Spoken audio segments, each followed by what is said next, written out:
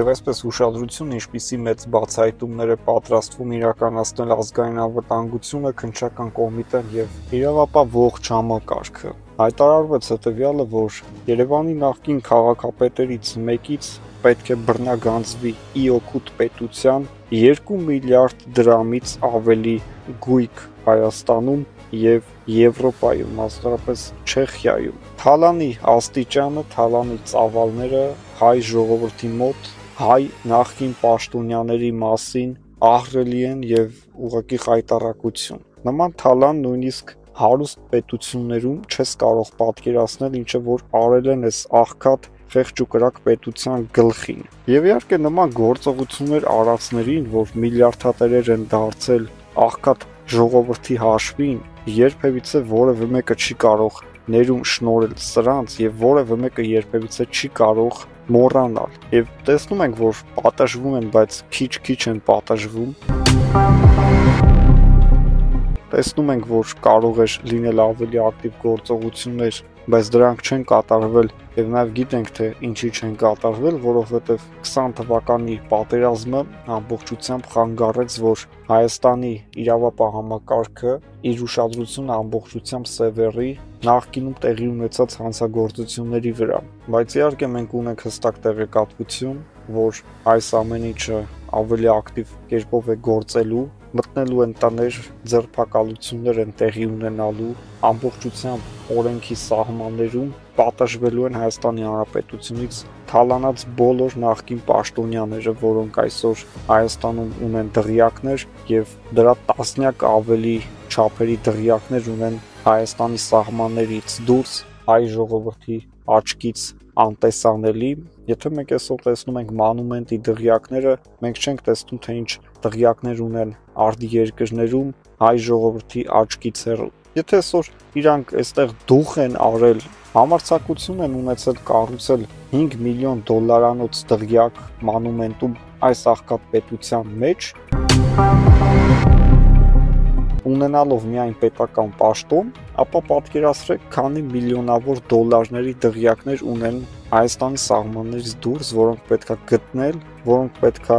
վաճառել եւ գումարը վերադարձնել Հայաստանի պետական բյուջե։ Ցավոք սրտի նաև պետք է արձանագրենք հետևյալը. 18 թվականի իշխանության գալուց հետո հարուցվել են քրեական գործեր, որոնք մինչև այսօր ավարտին չեն հասել։ Ընդհանրադատական process-ը մարդիկ 7 տարի այդ process-ի մեջ ներգրավված են, ոչ գիտես անմեղացան, ոչ գիտես մեղավոր դարձան եւ նույնիսկ չգիտես թե դրա վերջը ինչա լինելու, ինչը բնականաբար անվստահություն է հաղորդում բոլոր դատական գործընթացներին, ինչպես ժողովուրդն է սկսել ասել, դրանք բռնել բաց թողելու գործողություններ են, հեսա կբռնեն, էլի 1-2 օրից բաց կթողնեն, Սերժ Սարգսյանին անմեղացրեցին, արդարացրեցին, բայց հեղափոխությունը տեղի էր ունեցել կոնկրետ Սերժ Սարգսյանի դեմ, բայց Սերժ Սարգսյանը փաստորեն Հայաստանի ամենաարդար մարդկանցից մեկն է, ցավոք սրտի, նրա իշխանավարման տարիներին տեղի ունեցած լկտիությունը, անարդարությունները, հանցագործությունները, թալանը շատ փոքր մասշտաբներով բացահայտվեց, բայց ամբողջ պետական համակարգով ուղղակի հայ ժողովրդի դեմ իրականացվում էր տերոր։ Մենք վստահում ենք մեր իրավապահ համակարգին, մենք հասկանում եւ հավատում ենք, որ շատ ծանրաբեռնված են աշխատում, գործերը բացահայտում են, ուղարկում են դատարան եւ դատարաններում չգիտես ինչ-ինչ պատճառներով դատավորները որոշումներ են կայացնում եւ որոշ մարդիկ ուղղակի արդարացվում են։ Նաեւ Նիկոլ Փաշինյան ազգային ժողովի վերջին նիստի ընթացքում հիշեցրեց, որ ասֆալտին պարկեցնելու գործընթացը սկսելու է, մասնավորապես ասելով, որ այդ դուրս պրծուկները կպարկեսվեն ասֆալտներին։ Այս պահին խոսքը իհարկե վերաբերվում էր քաղաքացիներին վախեցնելու մասին, թե օրինակ Վարդան Ղուկասյանը Գյումրիի նախկին քաղաքապետը սպառնացել է մարդկանց, որ եթե չգան իրանց հավաքներին, քարոզարշավի, ապա նրանց նկատմամբ հաշվեհարդար է տեսնելու։ Նիկոլ Փաշինյանը ի պատասխան ասաց, որ այդ դուրս պրծուկներին պարկեսնելու ենք ասֆալտներին, մոտավորապես այսպիսի խոսքեր, եւ փաստորեն ասֆալտին պարկեցնելու գործընթացները կարող են մեկնարկել, մանավանդ այն դեպքում, երբ որ 2026 թվականի ընտրություններին ընդամենը ուղիղ 1 տարի է մնացել։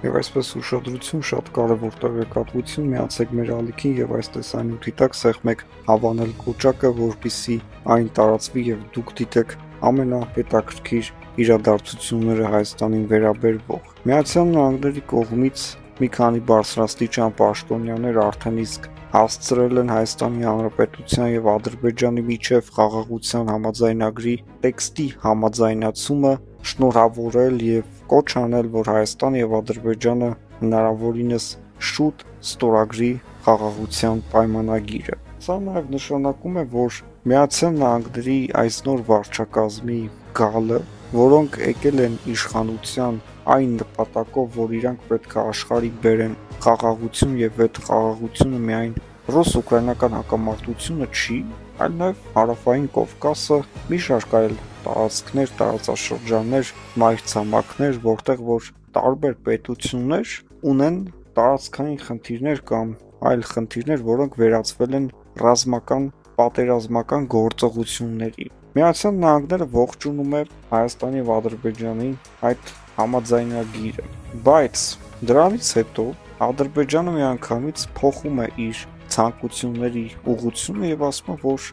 երբեք չի ստորագրվի խաղաղության համաձայնագիրը, քանի դեռ չի փոխվել Հայաստանի սահմանադրությունը։ Նիկոլ Փաշինյանը հայտարարեց, որ Հայաստանի Հանրապետության սահմանադրությունը որևէ ձև չի ենթադրում, չի պարտադրում, չի խոսում Հայաստանի հարևան պետությունների տարածքային ինչ-որ ցանկությունների կամ նկրտումների մասն, այսինքն մենք այդ սահմանադրությամբ որևէ մեկից տարածք չենք պահանջում, նպատակ չենք դնում մեր առաջ տարածք վերցնելու, այսինքն ինչ է կատարվում։ Ադրբեջանը ասում է, որ դուք ձեր սահմանադրությամբ տարածքներ եք ակնկալում Ադրբեջանից։ Հայաստանն ասում է, մենք ոչ կռիվ ենք ուզում, ոչ տարածքներ ենք ուզում, մենք ուզում ենք միայն խաղաղություն։ Մենք կարծում ենք, որ Դոնալդ Թրամփը Հարավային Կովկաս կժամանի, ոչ թե ֆիզիկապես, այլ իր ուժը այստեղ նաև կդրսևորվի, որտեղ ինքը չգնաց ոչ Ուկրաինա, ոչ էլ Ռուսաստան, բայց ռուս-ուկրաինական հակամարտության ավարտը տեսանելի է։ Ադրբեջանական իշխանությունը պետք է իր մաշկի վրա